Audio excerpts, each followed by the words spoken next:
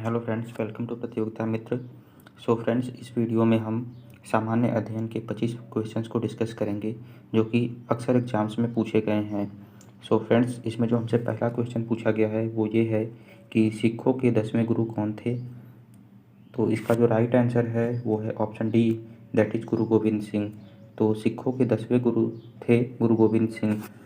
गुरु अर्जुन देव की अगर हम बात करें तो ये 5th गुरु थे और गुरु रामदास जो हैं ये 4th थे। और कभी कभी हमसे पूछा जाता है कि सिखों के पहले गुरु कौन थे। तो सिखों के पहले गुरु थे गुरु नानक देव।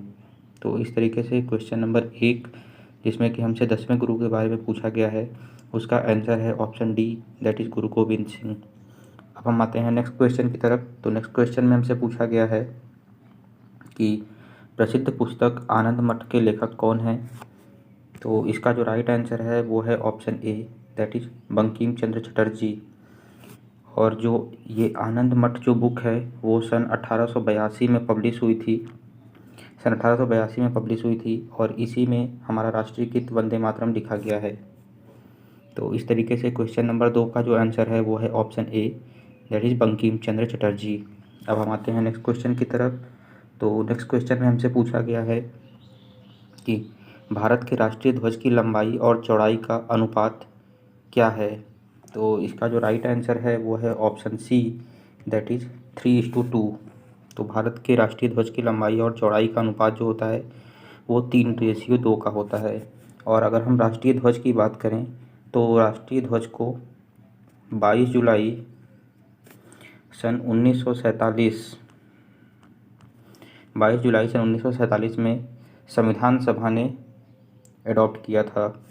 तो राष्ट्रीय ध्वज को 22 जुलाई सन 1947 को संविधान सभा ने अडॉप्ट किया था। तो इस तरीके से जो हमसे क्वेश्चन पूछा गया है कि भारत के राष्ट्रीय ध्वज की लंबाई और चौड़ाई का अनुपात कितना है, तो इसका जो राइट आंसर है वो ऑप्शन सी है, दैट इज़ 3:2। अब हम आते हैं नेक्स्ट क्वेश्चन की तरफ। तो नेक्स्ट क्वेश्चन में हमसे पूछा गया है कि भारत का दक्षिणतम बिंदु क्या है, मतलब जो हमारा भारत है उसका सदर्न मोस्ट पॉइंट क्या है। तो इसका जो राइट आंसर है वो है option A, that is Indira point. अब हम आते हैं नेक्स्ट क्वेश्चन की तरफ। तो नेक्स्ट क्वेश्चन में हमसे पूछा गया है कि भारत और चीन के बीच की सीमा रेखा क्या कहलाती है। तो इसका जो राइट आंसर है वो है option A, that is McMahon रेखा। तो भारत और चीन के बीच की जो सीमा रेखा है वो कहलाती है मैकमोहन रेखा। इसमें जो डूरंट रेखा है ये पाकिस्तान और अफ़गानिस्तान के बीच की रेखा है। रेड क्लिफ लाइन जो है वो पाकिस्तान एंड इंडिया के बीच की लाइन है।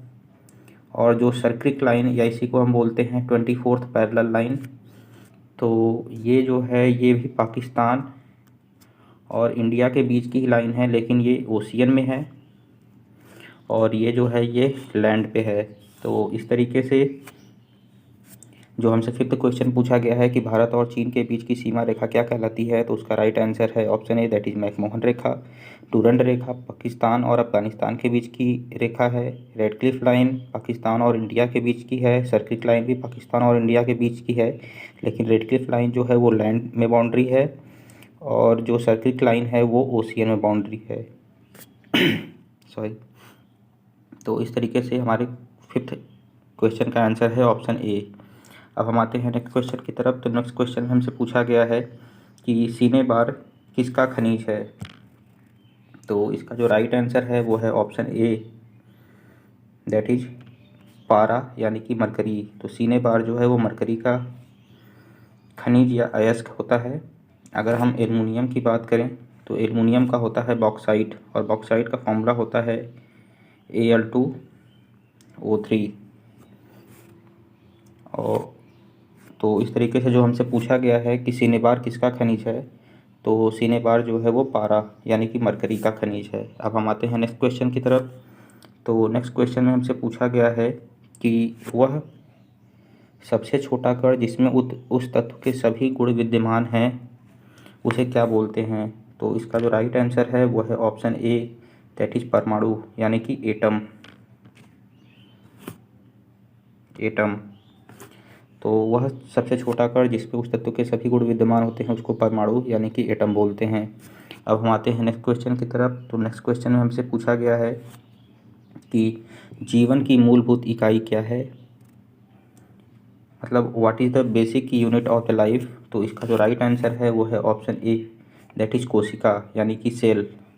तो जीवन की जो मूलभूत इकाई है वो है कोशिका यानी कि सेल।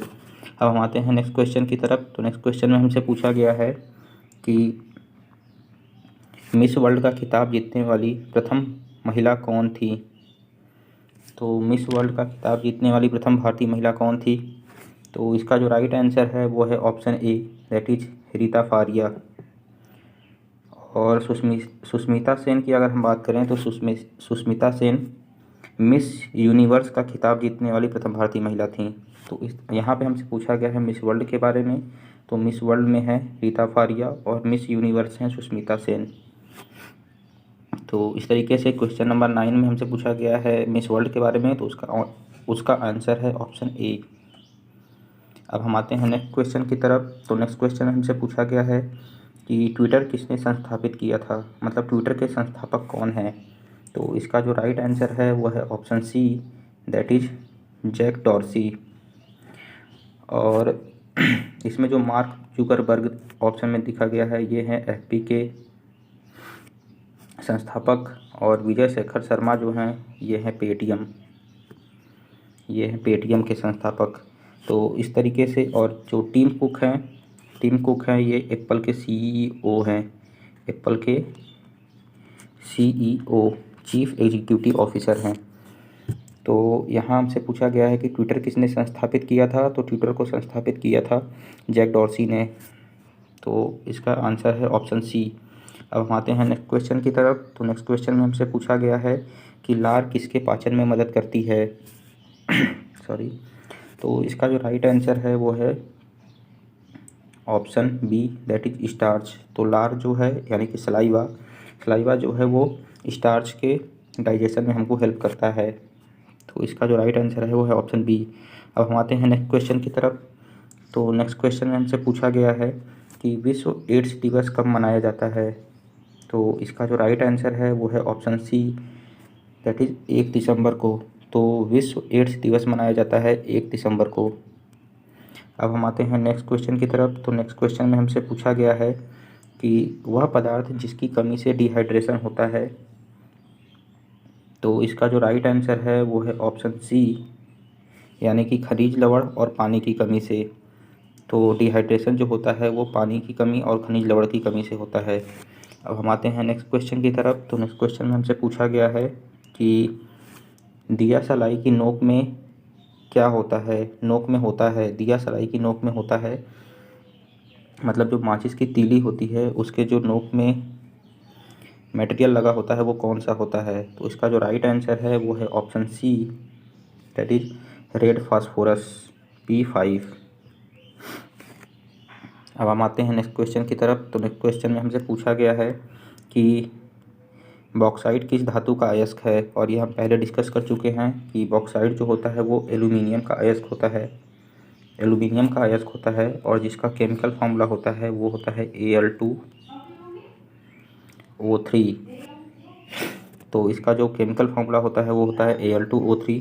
अगर हम कॉपर यानी कि तांबा की बात करें तो तांबा का जो ओर होता है वो होता है चैल्कोपाइराइट, और इसका जो केमिकल फार्मूला होता है वो होता है CuFeS2। और यही दो हमसे मेनली पूछे जाते हैं। तो एल्यूमिनियम का होता है Al2O3 और तांबा का होता है चैल्कोपाइराइट यानी कि CuFeS2। तो हमसे पूछा गया था बॉक्साइट का, तो बॉक्साइट का जो अयस्क होता है वो होता है, सॉरी, हमसे पूछा गया कि बॉक्साइट किसका अयस्क है, तो वो है एल्यूमिनियम का। अब हम आते हैं नेक्स्ट क्वेश्चन की तरफ। तो नेक्स्ट क्वेश्चन में हमसे पूछा गया है कि इसमें से लाफिंग गैस कौन सी है, मतलब वो कौन सी गैस है जिससे हंसी आती है। तो इसका जो राइट आंसर है वो है option C, that is N2O। N2 subscript में है तो N2O, और इसको हम बोलते हैं नाइट्रस ऑक्साइड, नाइट्रस ऑक्साइड। तो इस तरीके से जो लाफिंग गैस है वो है option C, that is N2O, nitrous oxide. अब हम आते हैं नेक्स्ट क्वेश्चन की तरफ। तो नेक्स्ट क्वेश्चन में हमसे पूछा गया है कि एक लड़के का भार पृथ्वी पर 600 न्यूटन है, तो इसका चंद्रमा पर भार क्या होगा। एक लड़के का भार पृथ्वी पर 600 न्यूटन है, तो इसका चंद्रमा पर भार क्या होगा। तो इसका जो राइट आंसर है वो है option D, that is 100 Newton. क्योंकि हम जानते हैं कि अगर किसी वस्तु का पृथ्वी पर भार W है, तो वो जब हम उसको चंद्रमा पर ले जाएंगे तो उसका जो भार है वो W/6 हो जाएगा। अब चूँकि इसका भार हमको दिया है 600 और हम उसको ले जा रहे हैं चंद्रमा पे, तो 600/6 और ये हो जाएगा 100 न्यूटन। तो इस तरीके से जो हमसे क्वेश्चन नंबर 17 में पूछा गया है उसका राइट आंसर है option D, that is 17 Newton. अब हम आते हैं नेक्स्ट क्वेश्चन की तरफ। तो नेक्स्ट क्वेश्चन में हमसे पूछा गया है कि MKS प्रणाली में कार्य का मात्रक है, तो इसका जो राइट आंसर है वो है option A, that is joule. Newton Newton जो होता है ये होता है बल का मात्रक, बल यानी कि फोर्स। किग्रा होता है, ये होता है द्रव्यमान का होता है किग्रा। और ओम जो है ये होता है प्रतिरोध यानी कि रेजिस्टेंस का, प्रतिरोध। तो इस तरीके से जूल होता है कार्य का, न्यूटन होता है बल का, किग्रा है द्रव्यमान का और ओम है प्रतिरोध का।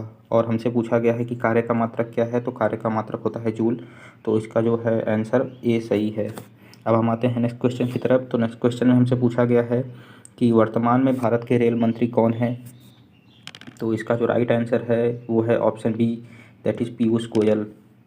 और कभी कभी पूछ लिया जाता है कि वर्तमान में भारत में कितने रेलवे जोन हैं, तो वर्तमान में भारत में रेलवे जोनों की संख्या है 18। अब हम आते हैं नेक्स्ट क्वेश्चन की तरफ। तो नेक्स्ट क्वेश्चन में हमसे पूछा गया है कि अल हिलाल समाचार पत्र का प्रकाशन किसने किया था।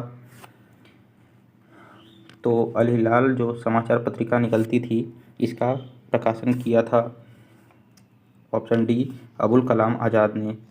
और जो अबुल कलाम आज़ाद थे ये सन 1940 से लेके 45 तक लगातार इंडियन नेशनल कांग्रेस यानी कि भारतीय राष्ट्रीय कांग्रेस के प्रेसिडेंट थे और लगातार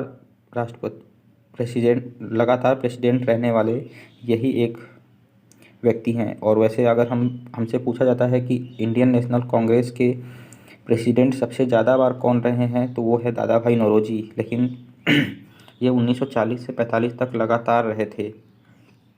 तो इस तरीके से इसका जो राइट आंसर है, अल हिलाल जो पत्रिका निकालते थे वो थे ऑप्शन डी, अबुल कलाम आज़ाद।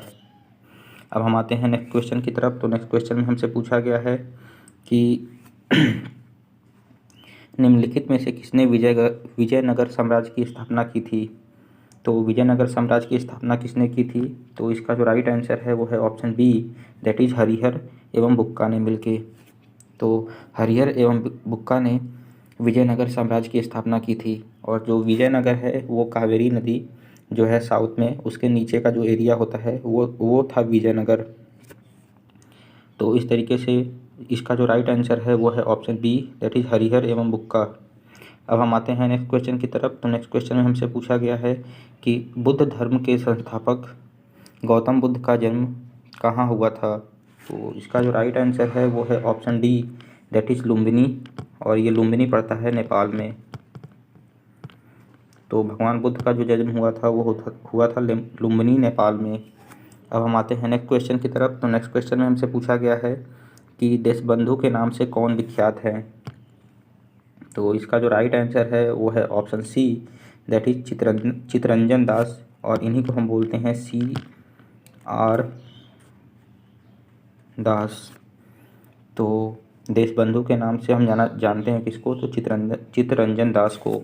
अब हम आते हैं नेक्स्ट क्वेश्चन की तरफ। तो नेक्स्ट क्वेश्चन में हमसे पूछा गया है कि किस देश को उगते हुए सूर्य का देश कहा जाता है। तो इसका जो राइट आंसर है वो है option A, that is Japan. तो जापान को उगते हुए सूर्य का देश कहा जाता है। और इसमें जो नॉर्वे है, नॉर्वे को बोलते हैं हम land of midnight land of midnight sun. तो नॉर्वे को हम बोलते हैं लैंड ऑफ मिडनाइट सन, और उगते हुए सूर्य का देश कहते हैं हम जापान को। तो इस तरीके से इसका जो राइट आंसर है वो है ऑप्शन ए। अब हम आते हैं नेक्स्ट क्वेश्चन की तरफ। नेक्स्ट क्वेश्चन में हमसे पूछा गया है कि भारत का सर्वोच्च पर्वत शिखर कौन सा है।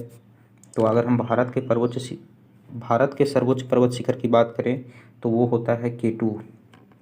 और K2 जो है ये पड़ता है POK में, यानी कि पाकिस्तान ऑक्युपाइड कश्मीर में। और माउंट एवरेस्ट जो है ये पूरे वर्ल्ड का सबसे ऊंचा पर्वत शिखर है। और भारत की बात करें तो भारत के कंटेक्स्ट में जो POK में पड़ता है K2, वो फर्स्ट प्लेस पे आता है। और सेकंड प्लेस पे आता है कंचनजुंगा, और कंचनजुंगा पड़ता है कहाँ, सिक्किम में। तो ये है सेकंड प्लेस पे। तो इस तरीके से जो हमसे क्वेश्चन पूछा गया है कि भारत का सर्वोच्च पर्वत शिखर कौन सा है, तो उसका जो राइट आंसर है वो है option B, that is K2। सो फ्रेंड्स, ये कुछ क्वेश्चन थे जो कि अक्सर एग्ज़ाम में हमसे पूछे जाते हैं। और अगर ये PDF आप हमसे फ्री में प्राप्त करना चाहते हैं तो उसके लिए आप हमारे टेलीग्राम चैनल प्रतियोगिता मित्र को ज्वाइन कर सकते हैं, जिसका कि लिंक आपको डिस्क्रिप्शन बॉक्स में मिल जाएगा। तो डिस्क्रिप्शन बॉक्स में जाके वहाँ से आप हमारे टेलीग्राम चैनल प्रतियोगिता मित्र को ज्वाइन कर लीजिए, और वहाँ पे ये PDF आपको फ्री में अवेलेबल हो जाएगा। सो फ्रेंड्स, अगर ये वीडियो आपको अच्छी लगे तो आप हमारे चैनल को सब्सक्राइब कर लीजिए और वीडियो को लाइक कर दीजिए। Thanks for watching.